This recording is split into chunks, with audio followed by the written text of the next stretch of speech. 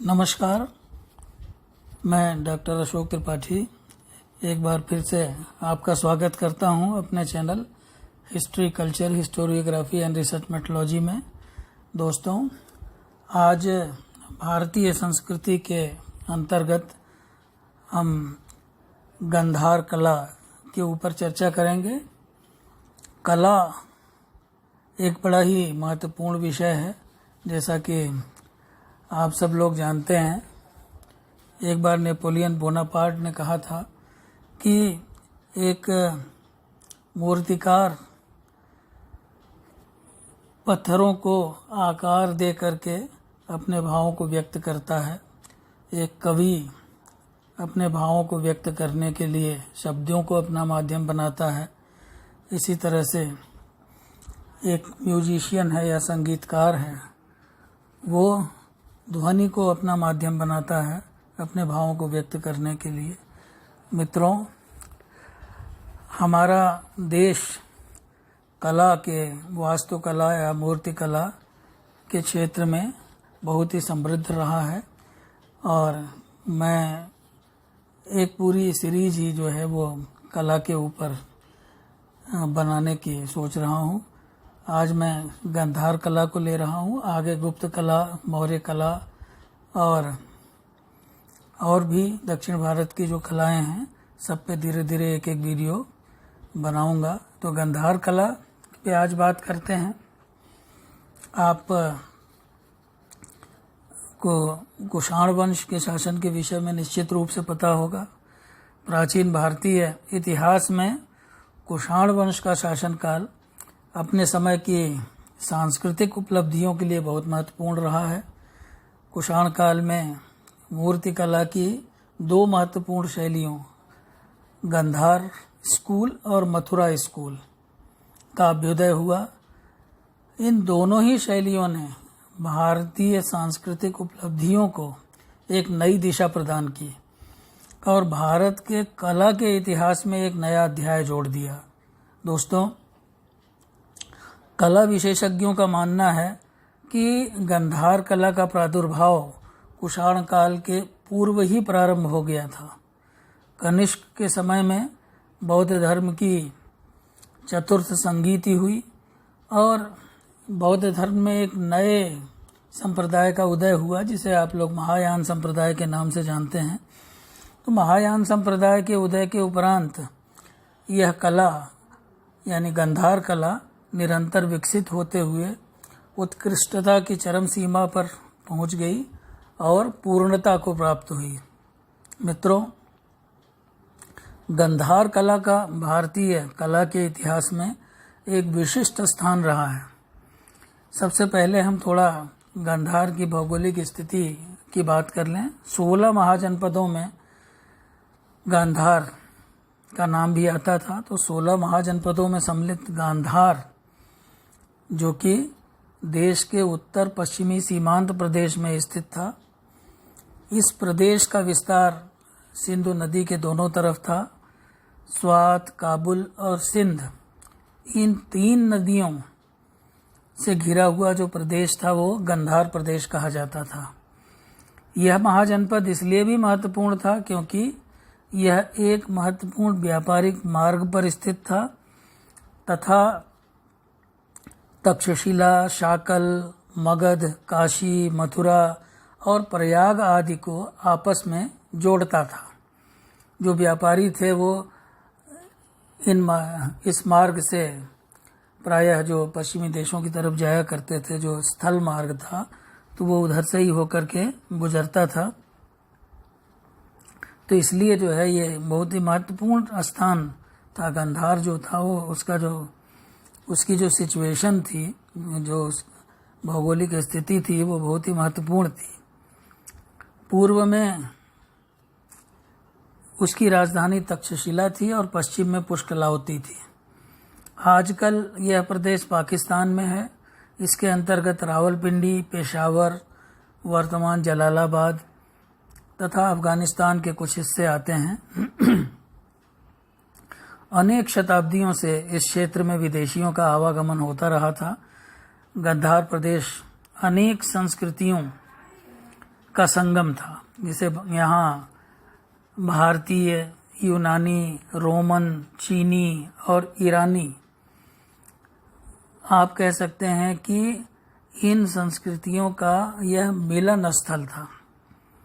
यहाँ भारतीय तो थे ही, यूनानी भी यहाँ आए, रोमन्स भी आए, यहाँ चीनी भी आए, यहाँ पर्शियंस आए जो कि पड़ोसी ही थे हमारे। तो इसलिए इतनी सारी संस्कृतियों का एक मिलन स्थल था, इनका संगम यहाँ पे होता था। यही कारण है कि इस क्षेत्र पर शासन करने वाले कुषाण शासकों ने एक समन्वयवादी संस्कृति को अपनाया। कुषाण जो थे वो स्वयं मध्य एशिया की तरफ से आए थे, तो उधर की संस्कृति से वो परिचित थे, और साथ ही साथ जब भारत में उन्होंने शासन किया तो यहाँ की संस्कृति से परिचित हुए। तो इस तरह से उन्होंने एक समन्वयवादी संस्कृति को अपनाया। यह पूर्व और पश्चिम की कला शैलियों का समन्वय था। जो गांधार कला थी वो आप कह सकते हैं कि पूर्व की कला और पश्चिम की कला, इन दोनों ही शैलियों का एक समन्वय था। यह कला एक विशिष्ट क्षेत्र में तथा एक सुनिश्चित काल तक ही सीमित है। एक विशिष्ट क्षेत्र में फलने फूलने के कारण ही इसका नामकरण कला मर्मज्ञों द्वारा गांधार कला के रूप में किया गया, क्योंकि वो विशिष्ट क्षेत्र क्या था, वो गांधार था।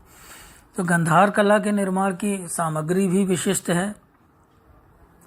गांधार कला का उद्गम हम यूनानी और एशिया माइनर की हेलेनिस्टिक कला में ढूंढ सकते हैं। मित्रों, दुर्भाग्य से संरक्षण के अभाव में प्राग कुषाणकालीन और कुषाणकालीन कला के अवशेष नष्ट हो गए हैं, बहुत कम प्राप्त होते हैं।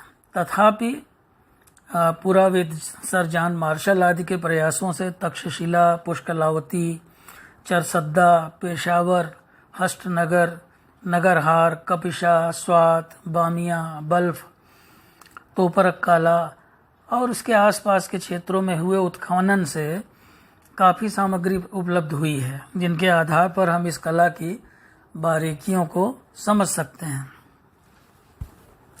जहाँ तक इस कला के यानी गांधार कला के चरित्र का प्रश्न है, इसे पूर्व और पश्चिम का मिश्रण कहा जाता है। यह कला यूनानी, हेलेनिस्टिक और देशी बौद्ध परंपराओं के मध्य संश्लेषण का परिणाम थी। ध्यान दीजिएगा आप, यूनानी और हेलेनिस्टिक कला और देशी जो अपने यहाँ की जो बौद्ध कला थी, इन दोनों के मध्य संश्लेषण का परिणाम थी गांधार कला। इस शैली के शिल्पकार यूनानी थे, परंतु उन्होंने अपनी कला के लिए बौद्ध धर्म से संबंधित भारतीय विषय चुना। इस कला को कला मर्मज्ञों द्वारा Greco Buddhist school, Indo Greek school, Romano बौद्ध स्कूल आदि नामों से पुकारा जाता रहा है। अपने उद्गम की दृष्टि से गांधार कला ग्रीको रोमन तथा भारतीय रूपों का मिश्रण मानी जाती है, जिन्होंने ईसा की दूसरी शताब्दी से लेकर चौथी शताब्दी तक के काल में एक सुनिश्चित रूप से श्रेणीय शैली से हार मान ली थी। प्रखर रूप से रोमन पामिरीन शैली ग्रीको बौद्ध कला की अंतिम अवस्था में पहुंचकर एक पूर्णतया भारतीय मूर्ति शैली में विलीन हो गई, जो गुप्त काल की कलाकृतियों से मेल खाती है। तो गांधार कला को भारतीय तत्वों से मिश्रित हेलेनिस्टिक सभ्यता का पूर्व की ओर विस्तार भी माना जाता है। यानी कि ये एक ऐसी कला थी जिसमें हेलेनिस्टिक तत्व तो थे ही, और हेलेनिस्टिक सभ्यता का पूरब की ओर विस्तार हो रहा था, और उन्होंने भारत की कला से भी बहुत कुछ सीखा, और दोनों का जो मिश्रण हुआ उससे गांधार कला की उत्पत्ति हुई। तो यह भी कहते हैं कुछ इतिहासकार की संभवतः यह भारतीय संस्कृति का पश्चिम की ओर विस्तार था। जहाँ एक तरफ इतिहासकार कुछ कहते हैं कि हेलेनिस्टिक संस्कृति का पूरब की ओर विस्तार था, वहीं कुछ इतिहासकार ये भी कहते हैं कि यह भारतीय संस्कृति का पश्चिम की ओर विस्तार था। खैर, इस विवाद में न पढ़ करके हम आगे की बात करते हैं। इसमें कोई दो राय नहीं है कि गांधार कला में यूनानी लक्षण दिखाई पड़ते हैं। उदाहरण के लिए पर्सिपोलिटन स्तंभशीर, पर्सिपोलिटन स्तंभ शीर्ष, दीवारों में तीर चलाने के लिए बनाए गए मोखे या छेद, स्पिंक्स तथा ग्राइफन जैसे दानव। कुछ अन्य उदाहरण भी द्रष्टव्य हैं, जैसे अटलोटिस यानी बौनी पुरुष आकृतियां, माला पहने हुए एरोट, सेंटोर, ट्राइटन तथा हिप्पोकैम्प जैसे अर्ध मानवीय प्राणी। तो सबके सब यूनानी कला के अंश थे, जिन्हें कुषाण शासकों की सेवा में नियुक्त रोमानीकृत यूरेशियाई कलाकारों ने गंधार कला में स्थान दिया। आप इस शब्द पे ध्यान दीजिए, यूरेशियाई कलाकार। यूरेशियाई कलाकार का अर्थ होता है ऐसे कलाकार जो यूरोप और एशिया दोनों की कला में पारंगत हों। Doctor RC. मजूमदार का कहना है कि यद्यपि गंधार कला की तकनीक यूनानी थी, किंतु मनोवृत्ति में यह मूलतः भारतीय थी। गंधार कला के कलाकार बौद्ध परंपराओं को कला के माध्यम से भावनात्मक अभिव्यक्ति देने के लिए नियुक्त थे। वास्तव में इस कला में ग्रीको रोमन तकनीक के माध्यम से भारतीय विषयों का निरूपण किया गया है। गंधार कलाकार का हाथ एक यूनानी का हाथ था, पर मित्रों उसका हृदय एक भारतीय का हृदय था। यह कहा जा सकता है कि पूर्वोत्तर अवस्थाओं में विदेशी प्रभाव अधिक था और वह क्रमशः धीरे धीरे कम होता गया। यानी कि जब इस कला का प्रारंभ हुआ था, इस कला की शुरुआत हुई थी, उस समय विदेशी प्रभाव अधिक था, लेकिन जैसे जैसे समय बीतता गया, शताब्दियां बीतती गईं, वैसे वैसे जो भारतीय प्रभाव था उसमें अधिकाधिक वृद्धि होती गई और अंत में जाके ये भारतीय प्रभाव में ही समाप्त हुई। तो भारत के बाहर गंधार कला का बहुत अधिक महत्व है। चीन, मंगोलिया, कोरिया, चीनी तुर्किस्तान और जापान आदि सुदूर पूर्व के देशों में गंधार कला ही बौद्ध कला की जन्मदाता थी। अगर आप इन देशों की बौद्ध कला को देखेंगे तो वहाँ की जो बौद्ध कलाएं हैं, चीन, मंगोलिया, कोरिया, चीनी तुर्किस्तान, जापान, कोरिया आदि की, तो उन पर गंधार कला का प्रभाव आपको स्पष्ट दिखाई पड़ेगा। इस कला की विषय वस्तु का विश्लेषण करते हैं। जहाँ तक विषय वस्तु का संबंध है, इस कला का प्रयास यही था कि भगवान बुद्ध की प्रतिमाएं पत्थर में तराशी जाएं, पत्थर में प्रस्तुत की जाएं। गंधार कला में उस क्षेत्र में उपलब्ध सलेटी पत्थरों का प्रयोग किया गया है। बुद्ध की प्रतिमा का एक शाक्य राजकुमार के रूप में, उनके गर्भ में आने से लेकर के उनकी बोधि प्राप्ति तक बुद्ध के जीवन से संबंधित प्रत्येक घटना का एक, चाहे वो एक धर्म प्रचारक के रूप में हो, चाहे वो उनके बोधि प्राप्त करने के रूप में हो, चाहे वो उनका परिनिर्माण हो, और भी उनके जीवन से संबंधित जो भी घटनाएं हैं, उन घटनाओं को इन मूर्तिकारों ने बहुत अच्छी तरह से एक भव्य रूप देने का प्रयास किया है मूर्तियों के माध्यम से, मूर्तिकला के माध्यम से। इन कलाकारों की रुचि बुद्ध के पूर्व जन्मों से संबंधित जातक कथाओं के चित्रण में भी थी। बोधि की प्रक्रिया से गुजर रहे बोधिसत्वों के चित्रण में तथा बौद्ध धर्म से संबंधित ब्रह्मा, इंद्र, पंचक, हारीति आदि अन्य अनेक देवताओं के चित्रण में भी इन कलाकारों की रुचि थी और इनकी बहुत सारी मूर्तियां हमें प्राप्त हुई हैं। मित्रों, यूनानी वेशभूषा में या ग्रीक वेशभूषा में बुद्ध की प्रतिमा संपूर्ण गंधार कला पर छाई हुई है। आप जितनी भी मूर्तियां देखेंगे महात्मा बुद्ध की गंधार कला में, उन सब पे यूनानी प्रभाव है और वो यूनानी वेशभूषा में उनको दर्शाया गया है।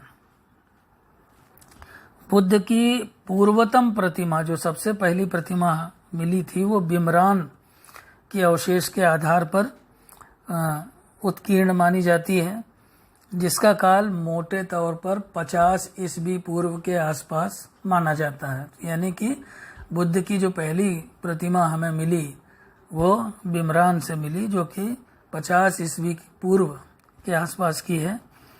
कनिष्क की मंजूषा पर बनी प्रतिमा, जो मालाधारी एरोटों की मूर्ति से अलंकृत है, या तो गंधार कला के ह्रास का या इसके आरंभ का चिन्ह दर्शाती है। जब हम इस कला की बुद्ध प्रतिमा, जो कि एक चोगा पहने हुए है, उसकी तुलना मथुरा वाले रूप से करते हैं तो हमें इसमें वैषम्य दिखाई देता है, इसमें हमें डिफरेंस दिखाई देता है, वैषम्य दिखाई देता है। हम देखते हैं कि गंधार के कलाकार अपोलो के ग्रीक आदर्श से प्रेरित थे, जबकि मथुरा के देशी कलाकारों ने यक्ष प्रतिमाओं का अनुसरण किया था। ग्रीक अपोलो सदृश बुद्ध ऐसे वस्त्र धारण किए हुए हैं जो ईसा की पहली शताब्दी में बनी राजकीय वस्त्रों वाली प्रतिमाओं की याद दिलाते हैं। जब आप गौतम बुद्ध की मूर्तियां देखेंगे, उनके वस्त्रों को देखेंगे, तो उस समय आपको ये लगेगा कि ईसा की पहली शताब्दी में जो राजकीय वस्त्र बनते थे, तो उस तरह के वस्त्र पहने हुए उनको दिखाया गया है।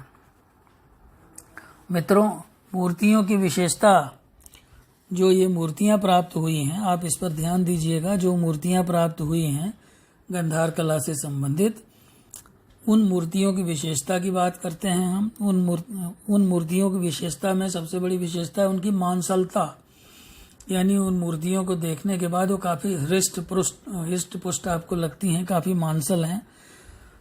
होठ जो हैं वो थोड़े मोटे हैं, आंखें इन मूर्तियों की हैं वो भारी हैं, और मुद्रा जो है उनकी वो भाव शून्य है, लगता है जैसे चेहरे पे कोई भाव ही नहीं है। और जो केश हैं, आप बोधिसत्वों की मूर्तियां देखिए तो केश जो है वो लहरियादार केश हैं, और कभी ऐसा भी मिला है कि प्रभा मंडल से युक्त मुखमंडल भी बनाया गया है, और भाव शून्य मुख मुद्रा। तो ये सब जो है ये इन मूर्तियों की विशेषताएं हैं।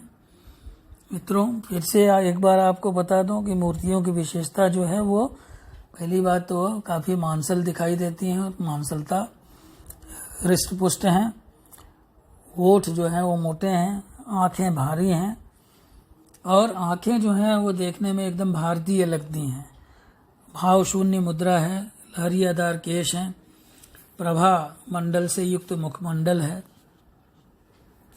तो ये सारी विशेषताएं जो हैं वो इन मूर्तियों में। एक और विशेषता है कि जैसे यूनान में सूर्य देवता का क्रोबाइलोस यानी जिसे आप कहते हैं जूड़ा, सर पे जो जूड़ा है, तो आप देखेंगे कि गंधार कला में जो बुद्ध की मूर्तियां मिली हुई हैं उनमें उनके सर पर एक क्रोबाइलोस या एक जूड़ा दिखाया गया है, जिसमें इससे ये पता चलता है कि मतलब जो ये ग्रीक रोमन प्रतिमा शास्त्रीय संश्लेषण की विशेषता है।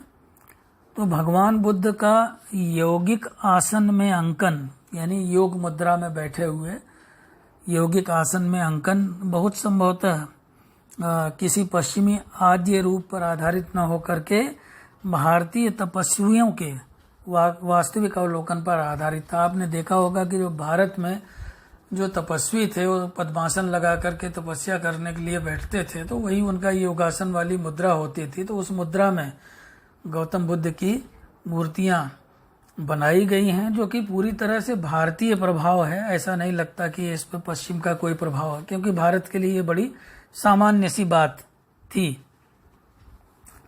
डॉक्टर निहार रंजन रे, जो कि अच्छे कला मर्मज्ञ और इतिहासकार हैं, उन्होंने लिखा है कि गंधार की मूर्तियां सिद्धहस्त कलाकारों द्वारा निर्मित न होकर के ऐसा लगता है जैसे मशीनों द्वारा तैयार की गई थी। यानी कि वो इतनी सजीव हैं, इतनी उनकी फिनिशिंग इतनी अच्छी है, इतनी सफाई है उनको बनाने में कि ऐसा लगता है जैसे कि वो हाथ से न बना करके मशीनों से बनाई गई हों।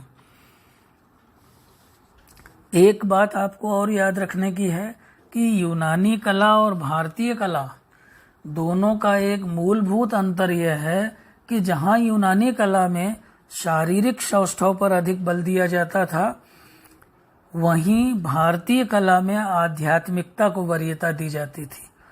आप गांधार कला की मूर्तियां देखेंगे तो जैसे मैंने कहा हृष्ट पुष्ट मांसल मूर्तियां हैं, तो शारीरिक सौष्ठव पर यहाँ अधिक बल दिया जाता था। ये यूनानी कला की विशेषता थी। यूनान की सभ्यता आप पढ़ते हैं, जब यूनान में बनी हुई मूर्तियों के बारे में जब आप पढ़ते हैं तो आप ये देखते हैं कि उनको शारीरिक रूप से बड़ा तंदुरुस्त दिखाया जाता है, बड़ा हृष्ट पुष्ट, बड़ा मतलब मजबूत और बलवान दिखाया जाता है। तो लेकिन हमारे यहाँ भारत में जो मूर्तियां बनती थी उसमें एक प्रकार की आध्यात्मिकता आपको दिखाई देगी।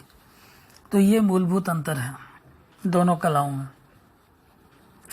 बोधिसत्वों को गांधार कला में कलापूर्ण मुकुटों, लहरियादार केशों, मूछों, संघाटी से ढके शरीर तथा आभूषणों के साथ राजकीय वेश में प्रदर्शित किया गया है। कभी कभी जो है उनको सिंहासन पर बैठा हुआ दिखाई दिया गया है, पैरों में चप्पल भी है।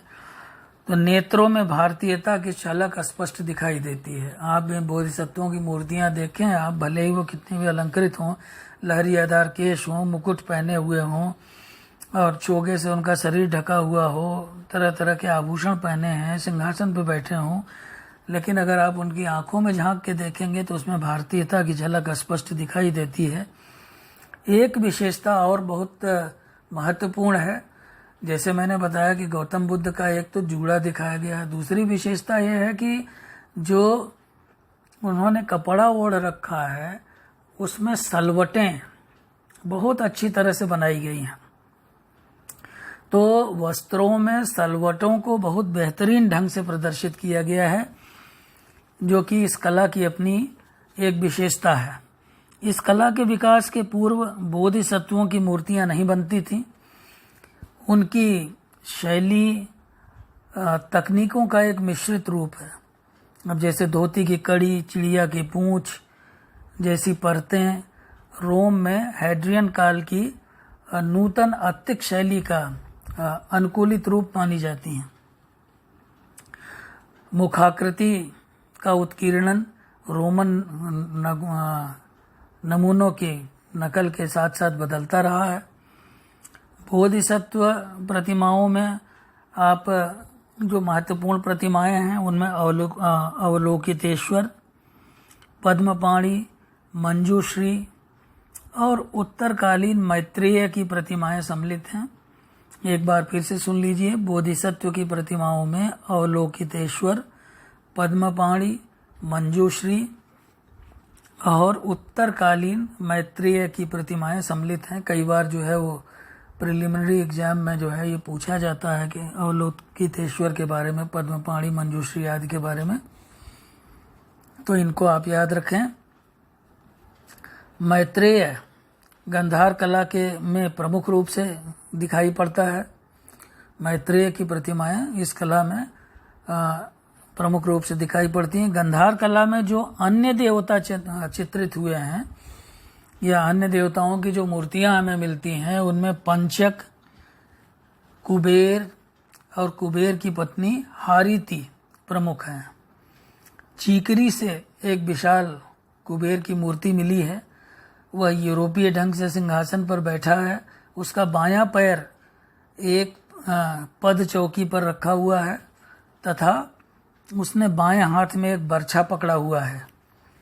तो रत्न जड़ित पगड़ी, कानों के आभूषण और कंगन कुबेर की समृद्धि को प्रदर्शित करते हैं।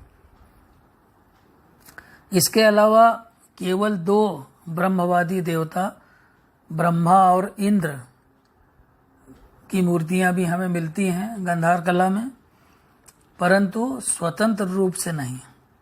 कुछ विदेशी देवता भी हैं जिनकी मूर्तियां बनाई गई हैं, जैसे एथीना रोमा, हिप्पोक्रेटिस, सिलेनस, फैरो, हेरडोक्शो, डिमीटर, एटल्टिस आदि। भारतीयकरण की ओर इन कलाकारों का रुझान था, जो कि आप देख सकते हैं यक्षों, पौराणिक पक्षी, गरुड़, यक्ष, यक्षिणियों और किन्नरों, गंधर्वों आदि की मूर्तियों में आप देख सकते हैं कि जो ये कलाकार थे, इनका रुझान जो था वो इस कला के भारतीयकरण की ओर था। ये मूर्तियां हमें बहुत स्थानों से प्राप्त हुई हैं, जिनकी चर्चा मैंने आपको ऊपर की थी। आप इन मूर्तियों को देखना चाहते हैं तो इनके नमूने आपको पेशावर, लाहौर, कोलकाता, राष्ट्रीय संग्रहालय दिल्ली आदि में प्राप्त उपलब्ध हैं, जहां आप इस शैली की, गंधार शैली की मूर्तियों को देख सकते हैं। मित्रों, जहां तक गंधार शैली की वास्तुकला का संबंध है, हमें गंधार शैली में एक बहुत ही अलंकृत वास्तुकला का भी दिग्दर्शन होता है। नवीन कलाकारों ने अपना कौशल स्तूपों तथा विहारों के निर्माण में और उन्हें फूल पत्तियों के डिजाइनों से अलंकृत करने में दिखाया। इस काल में बहुत सारे स्तूप बनाए गए, बहुत सारे विहार, चैत्य आदि बनाए गए, जिनको फूल पत्तों से अलंकृत किया गया। वेनसांग ने और फाहियान आदि ने इनका जिक्र किया है। वेनसांग ने कनिष्क के द्वारा निर्मित एक मीनार की आकृति का उल्लेख किया है, जो कि 700 फुट ऊंची थी और 13 मंजिल के स्तूप का उल्लेख किया है। अब तो उस काल के वास्तु अवशेषों पर ही हमें निर्भर रहना पड़ता है, किंतु ये अवशेष एक समृद्ध कला शैली की ओर संकेत करते हैं। गंधार कला में कोरिन्थी स्तंभों में संशोधन किया गया है तथा फूल पत्तियां, बुद्ध और बोधिसत्व की मूर्तियों की अवतारणा एक नई वस्तु है, जो यूनानी शैली के भारतीयकरण का द्योतक है। मित्रों, जहां तक गंधार कला के काल निर्धारण का प्रश्न है, यह एक विवाद का विषय है। विदेशी प्रभाव स्पष्ट रूप से प्रकट है तथा यह बुद्ध की अपोलो सदृश आकृति में, वेश में, कोरिन्थी पद्धतियों और फूल पत्तियों के डिजाइनों में स्पष्ट दिखाई पड़ती है। तो इनसे प्रबल यूनानी प्रभाव की एक पूर्वकालीय या पूर्वकालिक प्रावस्था का अनुमान हो सकता है, जो कि मोटे तौर पे 140 ईस्वी से 200 ईस्वी तक रही होगी। अर्थात कनिष्क के राज्यारोहण से कुषाण वंश की समाप्ति तक यह कला काफी फली। उसके बाद की अवस्थाएं भी हैं गंधार कला की, जिन्हें 3 भागों में बांटा गया है कि 240 ईस्वी से 300 ईस्वी तक, 300 ईस्वी से 400 ईस्वी तक तथा 400 से 460 ईस्वी तक। तो इस समय जो दूसरी अवस्था थी और दूसरी अवस्था में इस पे शासनी प्रभाव रहा, तीसरी अवस्था में मथुरा का प्रभाव रहा और चौथी अवस्था में पुनः शासनी प्रभाव रहा। लेकिन ये जो वर्गीकरण है, ये वर्गीकरण बहुत ही अनिश्चित और मनमाना है और इसके ऊपर विवाद है, किंतु यह सुनिश्चित जान पड़ता है कि गंधार कला के साथ कनिष्क का संबंध उसके आदि या अंत के साथ न ढूंढ करके उसकी चरम उन्नति के समय ढूंढना पड़ेगा। यानी हम ये कह सकते हैं कि गंधार कला के जो उत्कृष्ट नमूने, जो बेस्ट जो स्पेसिमेन समय मिलते हैं, वो कनिष्क के समय में मिलते हैं या कुषाण वंश के प्रारंभ से लेकर के कुषाण वंश के अंत तक हमें प्राप्त होते हैं। तो इस तरह से कुल मिला करके अगर देखा जाए तो कुषाण कला हमारे भारतवर्ष के मूर्ति कला शिल्प में एक विशिष्ट स्थान रखती है और भारत की कला को गांधार कला के रूप में बहुत सारे दूसरे देशों में भी, आसपास के देशों में, जैसे मैंने नाम लिया था चीन में और कोरिया में, जापान में भी गांधार कला का प्रभाव पड़ा, अफगानिस्तान वगैरह में तो था ही। तो इस तरह से मित्रों आज की जो ये चर्चा है ये संभवतः आपको पसंद आई होगी। अगर आपको पसंद आई हो तो आप मेरे चैनल को लाइक करें। आप आज के इस चर्चा के ऊपर कमेंट भी करें और साथ ही साथ मेरे चैनल को सब्सक्राइब करें। अगली जो चर्चा होगी उसमें हम किसी और काल की कला को लेकर के आपके समक्ष उपस्थित होंगे। नमस्कार, शुभ रात्रि।